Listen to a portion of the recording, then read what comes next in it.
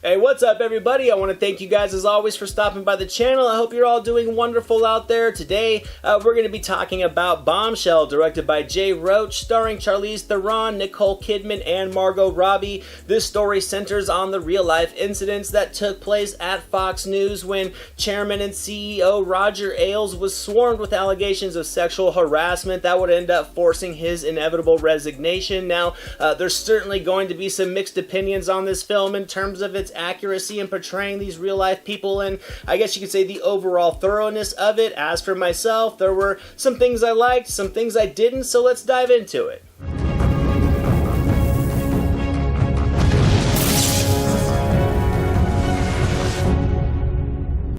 Let's kick things off with the positives. I thought the performances from Theron, Kidman, and Robbie all really did bring the most out of the material. I think given where this script drops into real events and how it progresses, I felt the three leads carried the runtime. I thought Theron was able to disappear into the role. The makeup admittedly was a little bit of a distraction at first, but I mean, with her mannerisms, expressions, and a solid tone of phrase, I thought Theron did an excellent job of capturing the persona of Megyn Kelly. I felt Kidman and Robbie both brought great performances as well. They landed their memorable scenes, even with much of the spotlight being on Theron as Megyn Kelly. I think a huge positive in this one was the performance of John Lithgow as Roger Ailes. Lithgow always just kind of gives off that vibe of being kind of a simple, very kind man, and for him to dive into a persona like Ailes and to do so with such seediness was impressive. He brought all the needed intimidation with his just eyes and his delivery, and I think he did capture the role of villain with ease. Aside from the performances, I really enjoyed the musical score. It was able to build effective tension, but through a more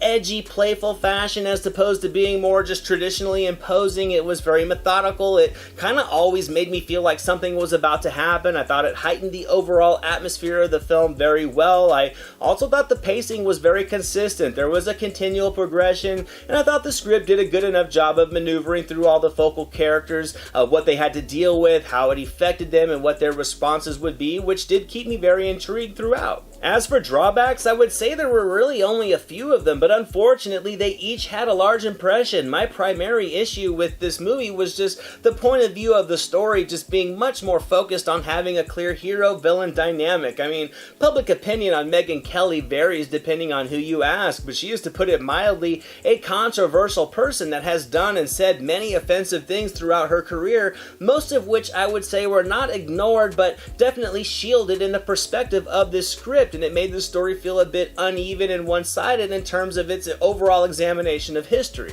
Sexual harassment doesn't need to vary depending on how decent a human being is. I think Kelly could have been explored with a deeper perspective to show that despite the politically incorrect actions at times, she was a human being with rights that were violated by Ailes. I think this film tries to kind of sugarcoat who Megyn Kelly was to make her more likable and more sympathetic when it didn't really need to be done, and in my opinion it only kind of lessens the message the film is trying to deliver because of its lack of even thoroughness. I mean, I think Charlize Theron could have really thrived if it had gone deeper into who Kelly was, but with this surface level depiction it really hindered the plot. I also felt the story arcs of Kidman and Robbie's characters were underdeveloped. I think there could have been just a better overall balance among the trio. Kidman has her moments. She really does capture the impression of Gretchen Carlson, but there were other times where the story felt like it forgot about her. And for Robbie's character, the fictional character in this story, I felt like it was hard to really connect with her and what her overall intentions were, primarily because of just the choppy placement of her story arc in the overall narrative.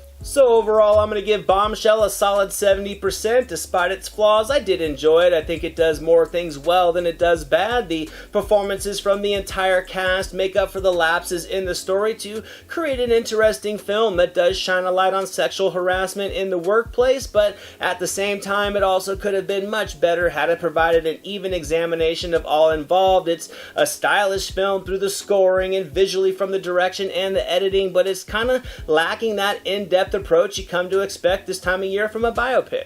Thank you so much for watching this video, guys. I hope you enjoyed it. If you did, drop it a thumbs up, leave a comment below. I'd love to talk movies with you guys. Share it with your friends, and without question, hit that subscribe button and the notification bell so you can never miss a video. Here are some links to some recent reviews just in case you missed them. All my social media links and the link to our official website are down in the description below, and I'll catch you next time.